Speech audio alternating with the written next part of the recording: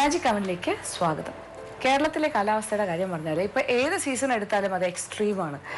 കാര്യം ഇപ്പം മഴക്കാലത്തിൻ്റെ കാര്യം ഞാൻ പറയേണ്ട ആവശ്യമില്ലല്ലോ. നമുക്ക് വലിയ ഫ്ലഡായിരുന്നു, നമുക്ക് ഒരിക്കലും മറക്കാൻ പറ്റാത്ത അത്ര വലിയ വെള്ളപ്പൊക്കവും അത് കാരണം ഉണ്ടായ ദുരന്തങ്ങളും ദുരിതങ്ങളും ഒക്കെ ഇപ്പോഴും തീർന്നിട്ടില്ല. പിന്നെ തണുപ്പ് കാലം വന്നപ്പോഴാണെങ്കിലോ ഒരു പ്രത്യേക തരം തണുപ്പായിരുന്നു തോന്നുന്നു. കാരണം ഇപ്രാവശ്യം മൂന്നാറ് ഭാഗത്തൊക്കെ മഞ്ഞ് പെയ്യുന്നുണ്ടായിരുന്നു എന്നൊക്കെ പറഞ്ഞില്ലേ, അങ്ങനത്തെ കുറേ പിക്ചേഴ്സും ഒക്കെ നമ്മൾ കണ്ടിരുന്നു. അപ്പോൾ ഭയങ്കര അങ്ങനത്തെ ഒരു തണുപ്പായിരുന്നു. പിന്നെ ഈ സിറ്റീസിൽ പോലും രാവിലെ കാലങ്ങളിലൊക്കെ ഒരു മിസ്റ്റി ആയിട്ടിരിക്കുക, ഒരു മഞ്ഞിൻ്റെ ഒരു ഫിനിഷിങ്. അത് കഴിഞ്ഞ് അടുത്തൊരു പീരീഡ് വന്നപ്പോഴത്തേക്ക് രാവിലെ തണുപ്പ്, വൈകുന്നേരം ചൂട്, അങ്ങനെ കുറച്ച് കാലം. ഇപ്പം സമ്മറായപ്പോഴോ എല്ലാ വർഷവും പറയുന്ന കാര്യമാണ്, സമ്മർ എന്ന് പറഞ്ഞാൽ ചൂട് ചൂട് ചൂട്. ഇത് തന്നെയാണ് എല്ലാവരുടെയും സംസാരം എങ്ങോട്ട് തിരിഞ്ഞാൽ. പിന്നെ ഈ ചൂടുമായി ബന്ധപ്പെട്ട് ഇഷ്ടംപോലെ അസുഖങ്ങളും ഒക്കെ വരുന്നുണ്ട്. ഞാൻ സംസാരിച്ചുകൊണ്ടിരിക്കുന്ന ഞാൻ പോലും അതിൻ്റെ ഒരു വിക്റ്റിമാണ്. ശരിക്കും ചുമ, ജലദോഷം, ഇങ്ങനെയുള്ള എല്ലാ കാര്യങ്ങളും വരും. കാര്യം തല ഒരുപാട് വേർക്കുന്നുണ്ടാവും ഈ ചൂട് കാലത്ത്.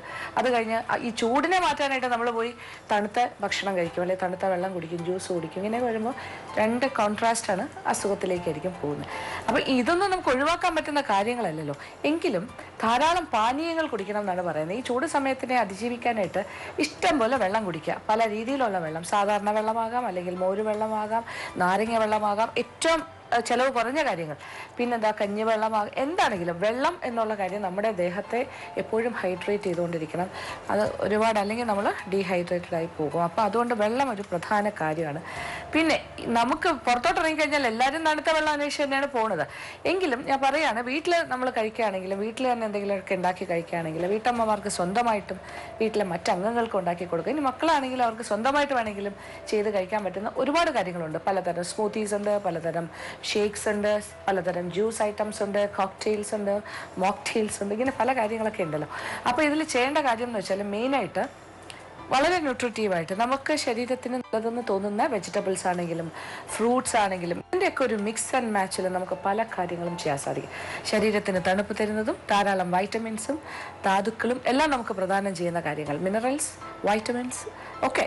അപ്പോൾ വൈറ്റമിൻ സി ആകാം, അങ്ങനെ ഏത് കാര്യം എന്നൊന്നുമില്ല, ഏത് സിട്രസ് ആയിട്ടുള്ള കാര്യങ്ങൾ. അപ്പോൾ കഴിയുന്നിടത്തോളം നമുക്കൊരു മിക്സ് ആൻഡ് മാച്ച് കറക്റ്റായിട്ട് ചെയ്താൽ ഏറ്റവും നല്ലതായിരിക്കും. അപ്പോൾ അത്തരം 3 വിഭവങ്ങളാണ് ഞാനിന്നിവിടെ കാണിക്കാൻ പോകുന്നത്, 3 പാനീയങ്ങൾ. അപ്പോൾ ആദ്യം തന്നെ നമ്മളൊരു കാര്യം ചെയ്യാൻ പോകുന്നത് ഒരു സ്പെഷ്യൽ ആയിട്ടാണ്. അതൊരു ഗോൾഡൻ മെലഡി എന്നാണ് ഞാനതിന് പേര് തന്നെ ഇട്ടിരിക്കുന്നത്. ഗോൾഡൻ ആണെന്ന് വെച്ചൊരു പ്യുവർ ഗോൾഡൻ കളറല്ല, പക്ഷേ ഓറഞ്ചിൻ്റെ ഒരു ചെറിയൊരു വകഭേദമായിട്ട് വരും. പക്ഷേ ഓറഞ്ചിലല്ല നമ്മൾ ചെയ്യുന്നത്. അപ്പോൾ അത് എന്താണെന്ന് കാണണ്ടേ? അത് നമ്മൾ ക്യാരറ്റിലാണ് തയ്യാറാക്കുന്നത്. അപ്പോൾ നമ്മളുടെ ആദ്യത്തെ item golden twist. Golden twist വേണ്ട ചേരുവകൾ: ക്യാരറ്റ്സ് 4 വലുത് കഷ്ണങ്ങളായി മുറിച്ചത്, കണ്ടൻസ്ഡ് മിൽക്ക് 8 ടേബിൾ സ്പൂൺ, ഏലക്ക പൊടിച്ചത് 1/4 ടീസ്പൂൺ, വെള്ളം 2 കപ്പ്. എന്താണ് ഈ ഗോൾഡൻ ട്വിസ്റ്റ്? ഗോൾഡാണോ? ഗോൾഡല്ല, പക്ഷെ ഒരു ലൈറ്റ് ഓറഞ്ച് കളറായിരിക്കും. ലൈറ്റ് ഓറഞ്ച് കളർ, പക്ഷെ ഓറഞ്ച് ആണോ? ഓറഞ്ച് അല്ല. ഒരു വ്യത്യസ്തമായ കാര്യത്തിലാണ് നമ്മൾ ചെയ്യുന്നത്. അതാണ് നമ്മളുടെ ക്യാരറ്റ്സ് കൊണ്ട് ചെയ്യുന്ന ഗോൾഡൻ ട്വിസ്റ്റ്. അത് എങ്ങനെയാണെന്ന് കാണാം. അപ്പോൾ 4 വലിയ ക്യാരറ്റ് എടുക്കുക, അതിൻ്റെ തൊലിയെല്ലാം ചുരണ്ടി കളഞ്ഞിട്ട് കഷ്ണങ്ങളാക്കാം, അല്ലെങ്കിൽ ഗ്രേറ്റ് ചെയ്യാം, എന്താണെങ്കിലും കുഴപ്പമില്ല. എന്നിട്ട് അത് നമ്മളൊരു ബ്ലെൻഡറിലേക്ക് ഇടും.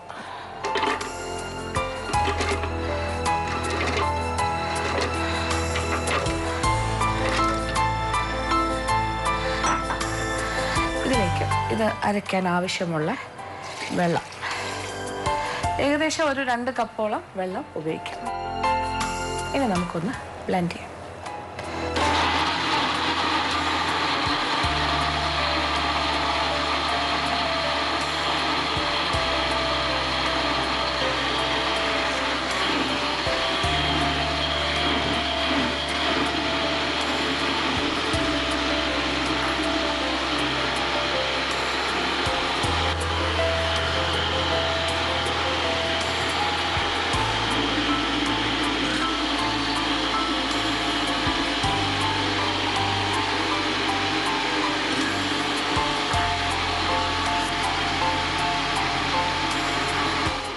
ഇതിൻ്റെ അവസാന ഭാഗം എത്തുമ്പോൾ നമ്മൾക്കൊരല്പം ഏലക്ക പൊടിയും കൂടി ചേർത്ത് കൊടുക്കാം. ഒരു 1/4 ടീസ്പൂൺ മുതൽ 1/2 ടീസ്പൂൺ വരെ ആകാം. ഏലക്കയുടെ ടേസ്റ്റ് എത്ര ഇഷ്ടമോ അതനുസരിച്ച്. അല്ലെങ്കിൽ ഇനി വാനില എസൻസ് ഒക്കെ ഇഷ്ടമാണെങ്കിൽ അതായാലും കുഴപ്പമില്ല.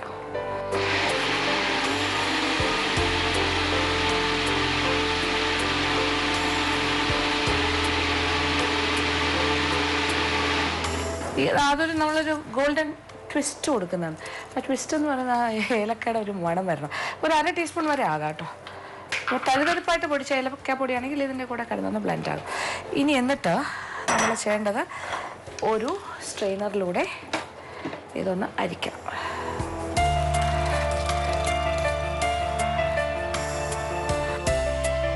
അപ്പോൾ ഇത് നമ്മൾ നന്നായിട്ട് സ്ട്രെയിനറിൽ കൂടി പ്രസ് ചെയ്ത് അതിൻ്റെ സത്ത് മുഴുവൻ എടുക്കുന്നു.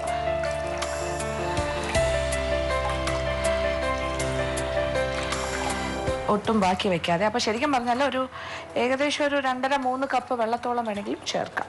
നോക്കിയിട്ട് 2 മുതൽ 3 കപ്പ് വെള്ളം. അപ്പോൾ നമ്മൾ ആ ക്യാരറ്റിൻ്റെ ജ്യൂസ് കംപ്ലീറ്റ് ഇങ്ങനെ പ്രസ് ചെയ്ത് എടുക്കുകയാണ്.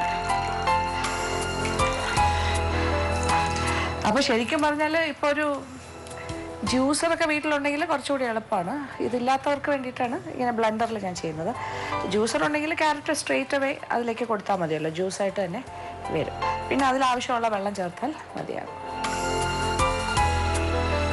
അങ്ങനെ നമ്മൾ ക്യാരറ്റിൻ്റെ സത്ത് മുഴുവൻ എടുക്കുകയാണ്. അതിനകത്ത് ചേർത്ത വെള്ളവും കൂടി ചേർന്നാണ് സത്ത് വരുന്നത്, അത്രേ ഉള്ളൂ.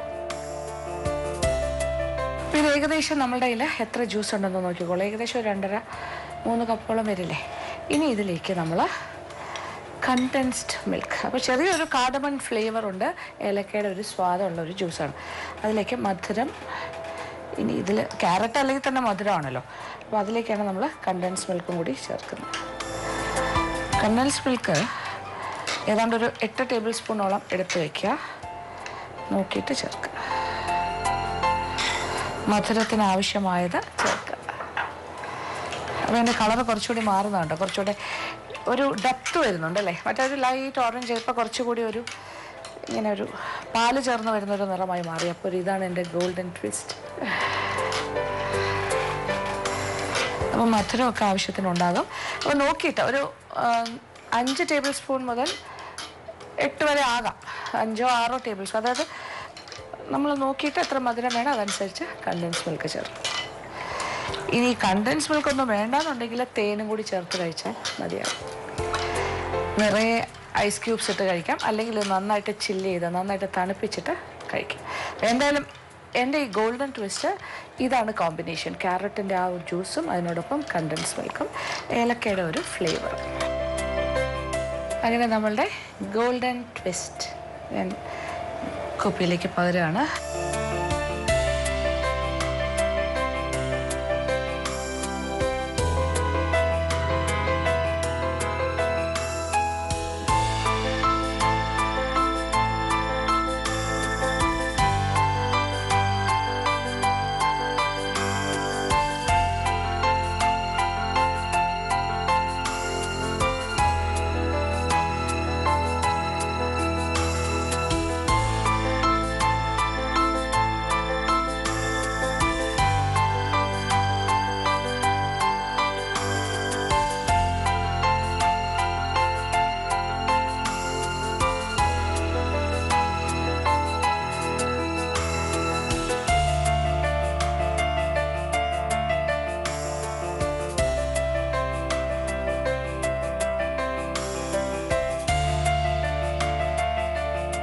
അങ്ങനെ നമ്മളുടെ ബ്യൂട്ടിഫുൾ ആയിട്ടുള്ള ഗോൾഡൻ ട്വിസ്റ്റ് ഇവിടെ റെഡിയായി കഴിഞ്ഞു. എന്തൊരു ബ്യൂട്ടിഫുൾ കളറല്ല. ശരിക്കും പറഞ്ഞാൽ റോസ് മിൽക്ക് ഒക്കെ പറയുമ്പോൾ ഒരു പിങ്ക് കളറാണ്. ഇത് റോസ് മിൽക്ക് അല്ല, ഇതൊരു ലൈറ്റ് ഒരു ഓറഞ്ചിൻ്റെ ലൈറ്റ് ഷെയ്ഡാണ്. അതാണ് ഞാൻ അതിനെ ഗോൾഡൻ ട്വിസ്റ്റ് എന്ന് പേരിട്ടത്. കാണാൻ തന്നെ എന്ത് ഭംഗി. അത് നല്ല തണുപ്പിച്ച് കഴിക്കുക, ഭയങ്കര സ്വാദായിരിക്കും. പിന്നെ ഇതിൻ്റെ ക്യാരറ്റാണ് ഏറ്റവും കൂടുതൽ. നമ്മൾ ക്യാരറ്റിൻ്റെ ജ്യൂസാണ്, അപ്പോൾ എത്രത്തോളം നല്ലതാണെന്ന് അറിയാലോ ശരീരത്തിന്. പിന്നെ ഇതിലിപ്പോൾ കണ്ടൻസ് മിൽക്കാണ് നമ്മളൊരു എക്സ്ട്രാ ചെയ്തത്. അത് കുറച്ചൊരു എന്താ പറയുക, അത്രയും വലിയ ഹെൽത്തി എന്ന് പറയാൻ പറ്റില്ല. അതിന് മാറ്റം വരുത്തണമെന്നുണ്ടെങ്കിൽ ഒരു ഫാറ്റ് ഫ്രീ ആയിട്ടുള്ള ഏതെങ്കിലും പാലാകാം. കുറച്ച് പാലും ഒരു 1/2 കപ്പ് പാലും ചേർക്കുക. അതിനോടൊപ്പം ഹണി അല്ലെങ്കിൽ തേൻ ചേർത്ത് ചെയ്യുക. അപ്പോൾ ആ മധുരം ആ തേൻ സബ്സ്റ്റിറ്റ്യൂട്ട് ചെയ്യും. അതിനോടൊപ്പം ആ പാല് കുറച്ച് ഒഴിക്കുകയാണെങ്കിൽ അതും കൂടി ചേർന്ന് വരുമ്പോൾ ആ കളർ കോമ്പിനേഷൻ കറക്റ്റായിട്ട് കിട്ടും. ഇതിലിപ്പോൾ നമ്മൾ പഞ്ചസാര അങ്ങനത്തെ കാര്യമൊന്നും വേറെ ചേർത്തില്ല. കാര്യം കണ്ടൻസ് മിൽക്ക് നല്ല മധുരമാണ്, പിന്നെ ക്യാരറ്റിനും നല്ല മധുരമുണ്ട്.